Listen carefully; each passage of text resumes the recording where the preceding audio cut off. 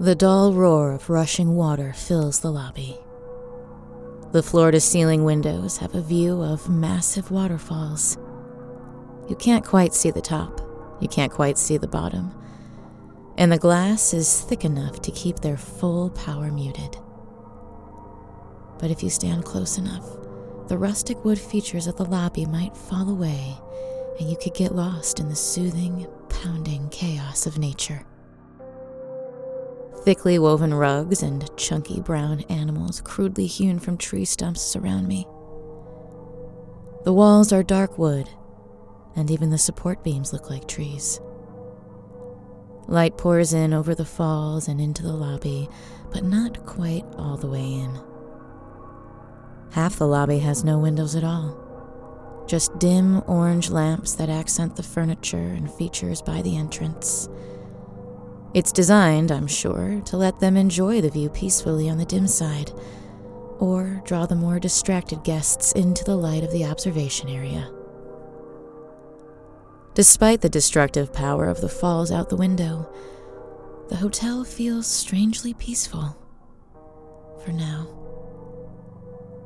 I flatten the houndstooth fabric of my uniform and straighten my golden name tag. I start my search for the supply closet door and make my rounds. I notice dust balls under chairs and cobwebs in some of the corners. This place is old and on the cusp of disrepair. Landline telephones and years-old magazines litter the tables. No one comes here anymore. We must be high up in the mountains, distant and lonely, even by our standards. I find the supply closet door in a dark corner by a silver samovar that smells like old coffee. Behind me, the rushing falls sound far away and ominous. Something in the shadows changes, and in a quiet flash of nothing, she is overwhelmingly here. Madame Hotel, bleeding freely from the crack in her dented skull, pulls me away and into the light.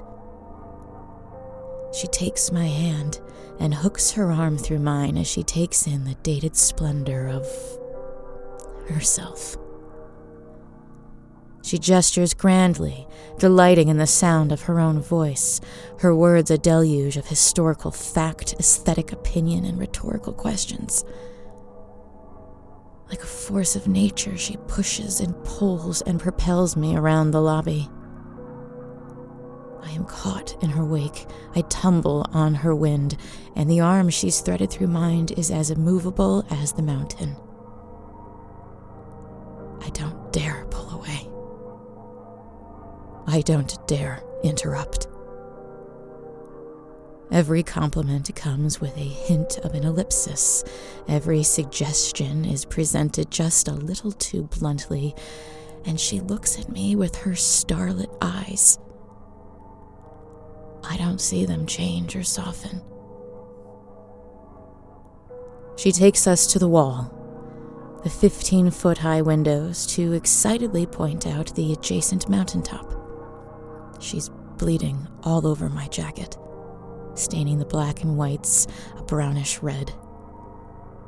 We've tracked and trailed it everywhere. The sun is setting, casting a white-yellow glow down the falls and into the lobby, creeping in at our feet. She laughs and asks what I think of the view. The guest will be here soon, I say. I should excuse myself to my duties. The lobby needs to be cleaned first. The yellow glow outside turns a shade more orange, and she grants me the full force of her attention. I hastily add that the guest might consider the view spoiled by the blood. She drops my arm, and her smile no longer reaches her eyes. Somewhere inside my head, I hear her voice echo. Well, you better get to it then. I glance over at the small flit of the reservation card suddenly slipping through the slot in my private office door. I'm alone in the lobby again. The blood is gone too, but her words and her implications remain, tucked under the chairs and hidden in the corners of the shadows. I take my place behind my front desk. My lobby boy will have to keep in his closet for now. Alan Landers, my card reads. I slip it into my pocket, also keeping it for now. I straighten the guest book with one hand and consider checking the office for him, the owner. I rub the card in my pocket, and the orange sunlight on the falls deepens. The light in the lobby turns a complementary brown, mixing with the amber of the lamps in the shadows there. I see him. The barest impression against the darkness, like seeing smoke on the wind. I stare, forcing a shape in the nothing, grasping for substance or indication. Something changes again, and the dark is looking back at me, I think, with piercing, hazy eyes. His eyes. I glance to the supply closet door and slowly shift my weight, ready. In the pooling darkness next to him, next to where I think he is, another set of eyes sparkle like terrible starlight. His frustration and anger contained, restrained to something quiet in his eyes. He won't be trouble here. He won't be trouble now. His form, his eyes, they fade back into the shadows. Hers seem to brighten for just a moment before they too begin to fade. Fade from my vision, at least. What I see in her eyes, behind her smile, is not so quiet, not so restrained. We are watching you. I rub the card in my pocket again, but a twinge in my hand stops me. My own change has begun. I try to stand still as possible. I try to turn so inward and feel the change. I slow my breathing and set my jaw. The tender crawl of the shadows across the floor and powerful tremble of the falls is the only movement in the lodge now. Is it also only a shadow that crosses me tenderly now? Does it cover in comfort like the blanket of night? Or is it the destructive rot of bright oblivion like the guest's fear? I change, undeniably. I feel it in the stillness I've made for myself in the lobby. Inside me. But I know I'll find myself in a new lobby soon. I'll find myself new soon. Constant change, consistent change, is just routine again. The owner saw that, and his anger consumed him, burned away at him until all he could do was attack the shadows that covered him. But the shadow takes the anger, and they both pass. But routine is not so easily broken. Anger not so simply doused, and change will always have to overcome resistance. I don't see their eyes anymore, but I know they're there. Moving in the dark where guests nor staff can see, watching me, watching each other. If change will come, and certainly it will, then I will change with it. And if change finds me immovable, then I will take comfort in consistency. The falls rumble and bring me back to the task at hand. Alan Landers. He will change tonight, too. There's a room upstairs with a claw-footed bathtub in it. It's sitting in the middle of the bathroom, demanding attention. The drain growls and gurgles, and if anyone bothered to call down and ask about it, I would simply reply, "It's just the old pipes. They howl this close to the falls." And howl they will. The lobby door swings open and lets in too much sunlight. A gangly, languid fellow strolls in and casts a longer, ganglier shadow all the way across the floor to the 15-foot-tall windows. I squish my eyes shut against the invasion until I hear the door swing closed again. Alan Landers is already at the desk, admiring everything. "Never used to be so empty," he says. "But then whatever was." He signs the guest book wistfully, running his hand over the page after he finishes. I welcome him, making sure to call him Mr. Landers, as I'm sure he's accustomed to. He has the bearing and passive disinterest of someone used to luxury. I ask if he has a reservation. He's not even looking at me, though.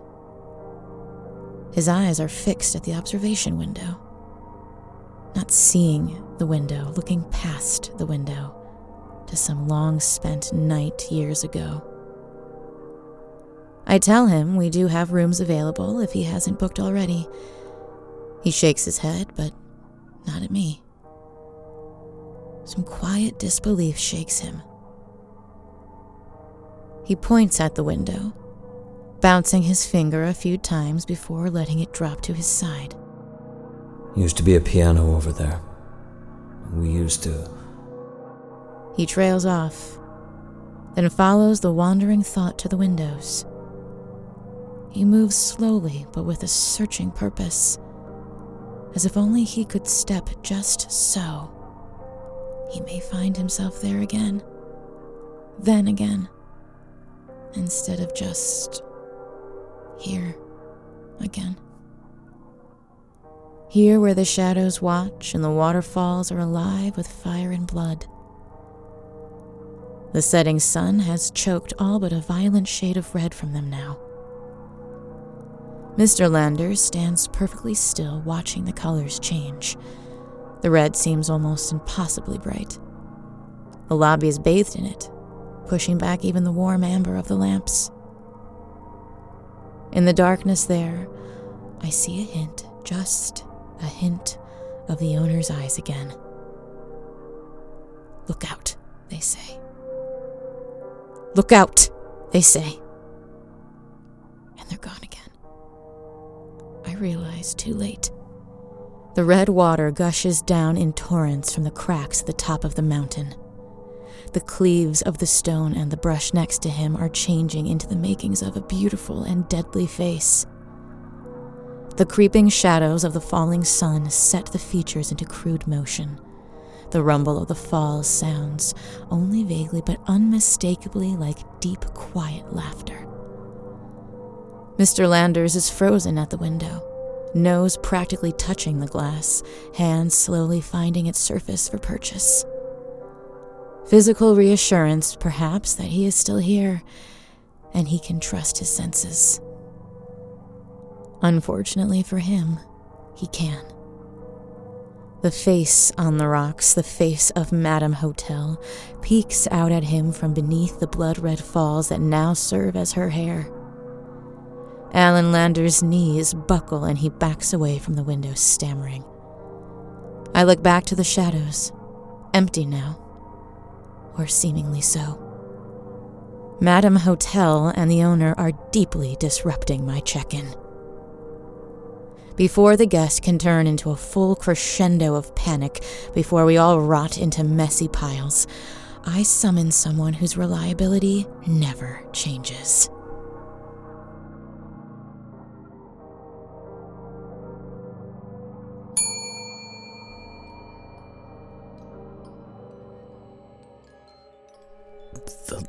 The lobby. The lobby is covered in blood. The walls and floor are covered in it. My manager is covered in it. I can hear it rumble and pump and flood all around me. I don't understand. I don't understand why the lobby is bleeding. Is she hurt? Is she angry? I know I should. She called for me. I'm supposed to. I don't want to go out there. Out into the red thing. But when I turn to the shadows by my closet door in the corner, something stops me. My body knows before the rest of me does. My feet stop themselves and my eyes adjust while a fear and panic grip me. Something's in the shadows. Not moving, but something is there. The pounding, watery rhythm pumps louder in my ears, and a bright set of eyes hang hazy in the dark. His eyes. I think they're getting closer. Behind me, the front desk bell dings again, and when I whip around with a start, the lobby, it's not covered in blood. The red light from the sunset is flooding in from the windows. The giant windows. The guest, he's shaking and taking wobbly steps backwards. Something's already got him scared. I wonder if the owner... But when I look back to the shadows behind me, his eyes are gone, I think.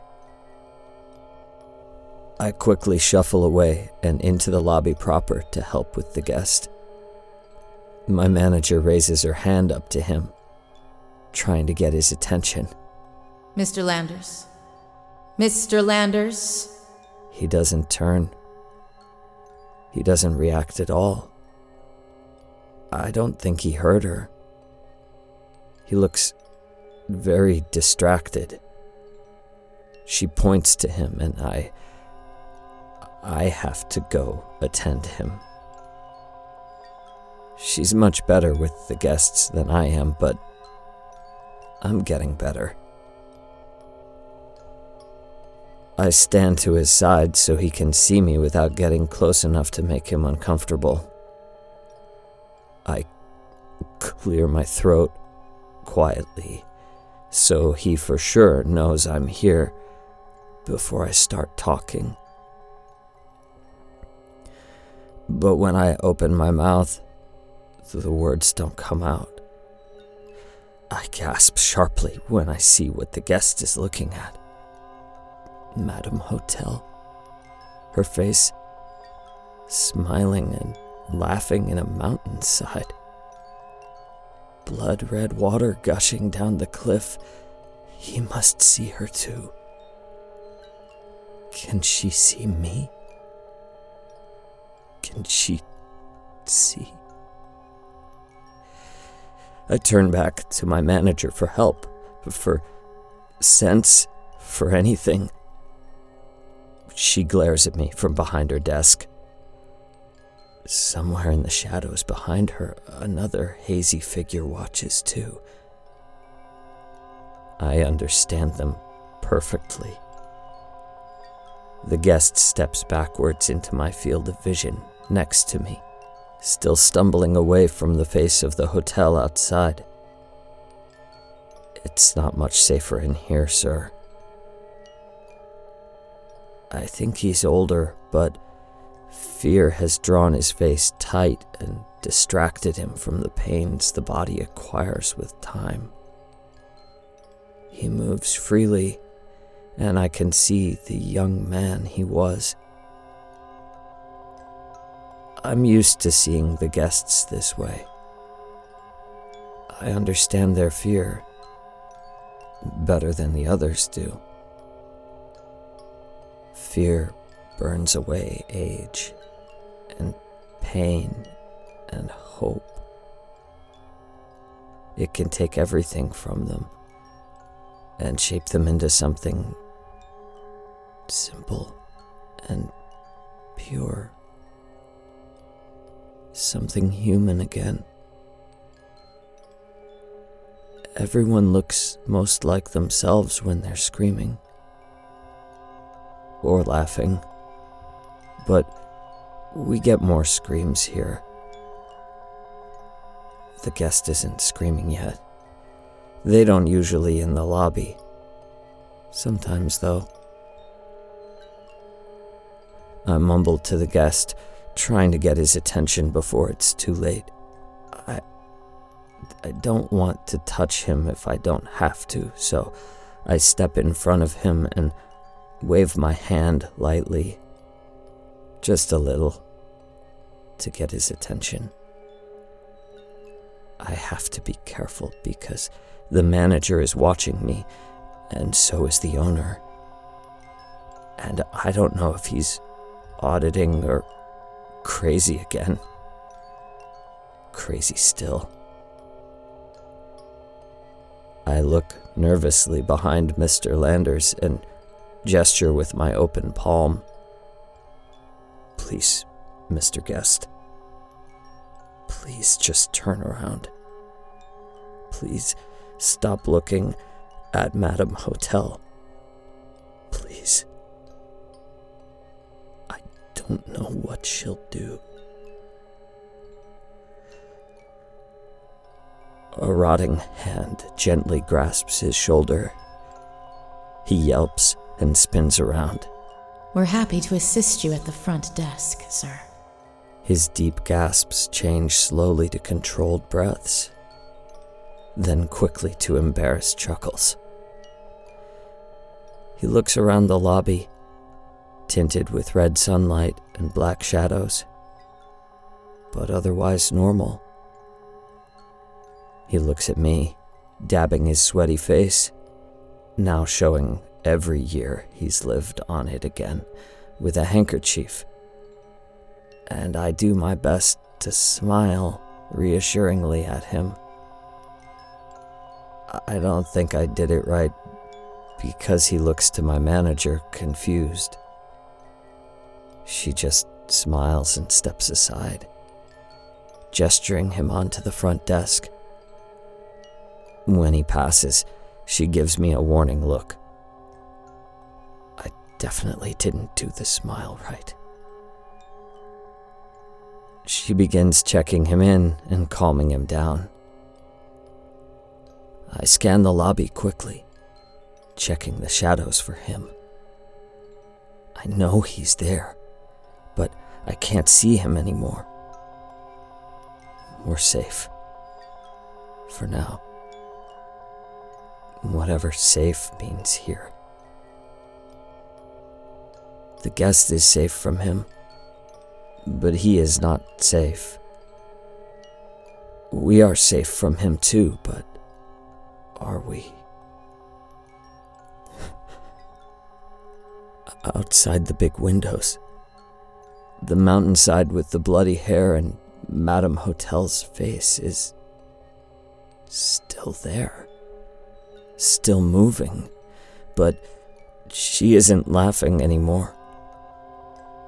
Her smile is a rocky sneer, growling with the rumbling force of a 100-foot waterfall.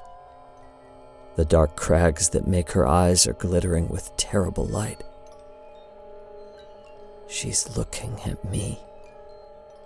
She's glaring at me. I step away, slowly. I back myself to the guest, to the front desk, to my manager.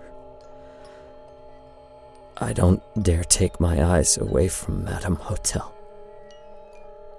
She doesn't for a second take her eyes off me. My back stiffens and my muscles freeze. But I can't tell if it's from rot or fear. The mountainside begins to crumble violently.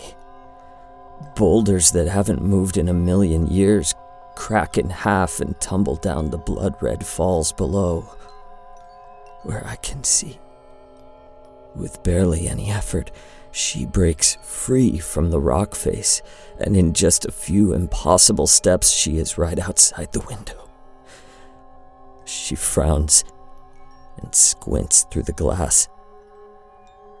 We are all in her shadow.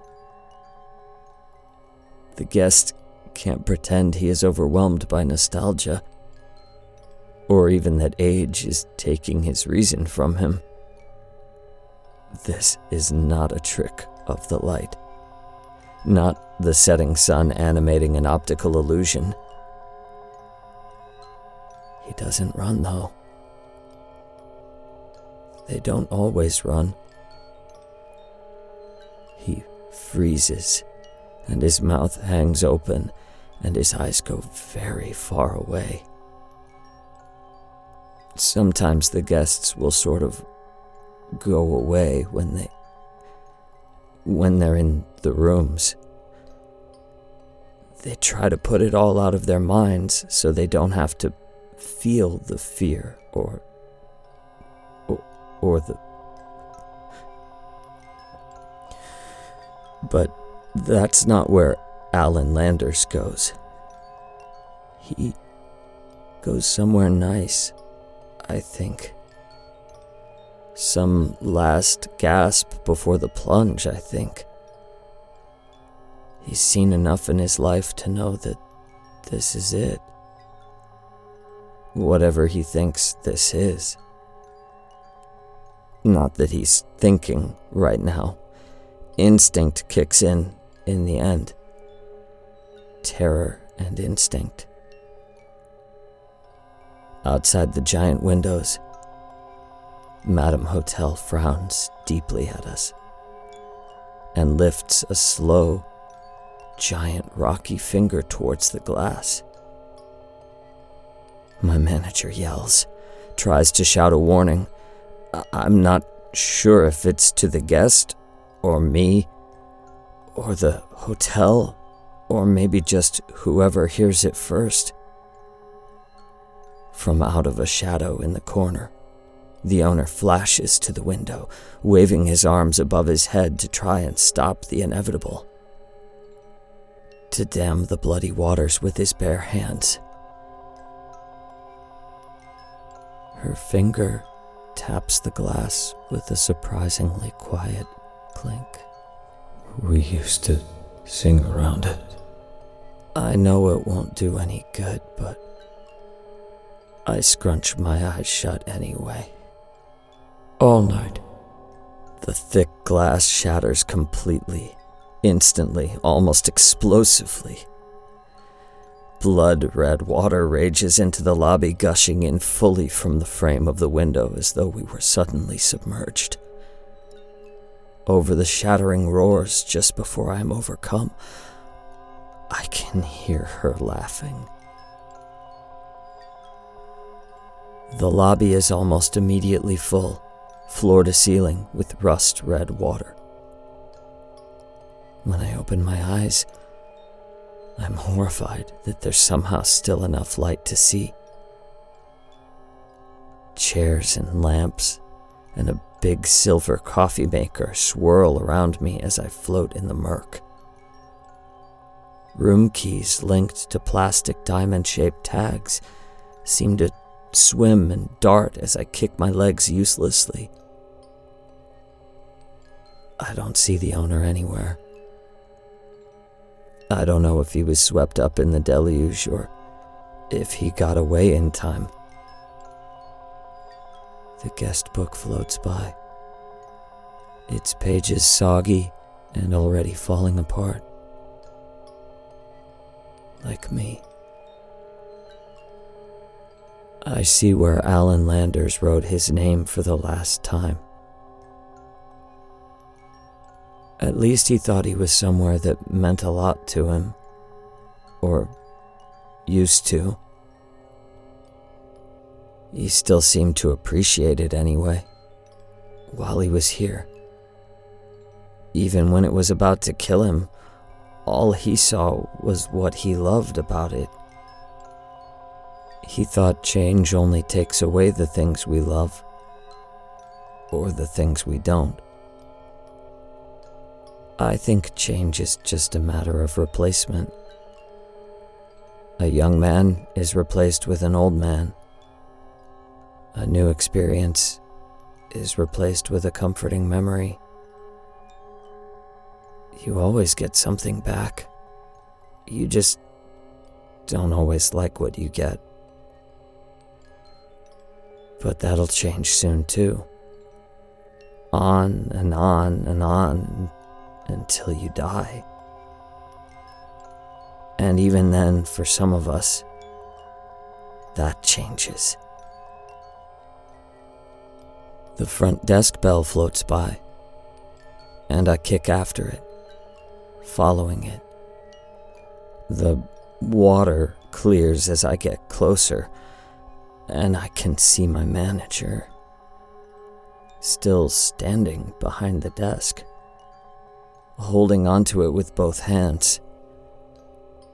Her skin is sloughing off, and her teeth show through the strips of flesh still left on her face. Her eyes are almost entirely white, but she turns them to me when I swim down and take my place in front of her. We look around, but we can't see the guest anywhere. We can't see very far, though. It's mostly broken glass and room keys.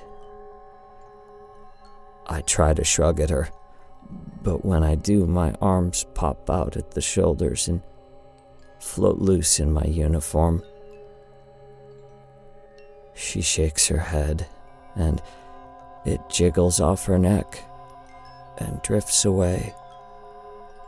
A final look of irritation stuck on her face. The rushing water quiets, or my ears are starting to rot, and everything seems to slow down. I can hear something very, very faintly. I sink a little, since my limbs can't help me anymore, and strain to listen before I join Alan Landers in saying goodbye to all this. Somewhere in the lobby, just beyond the edge of my vision, a piano floats softly, and its keys plink out a slow, sad tune.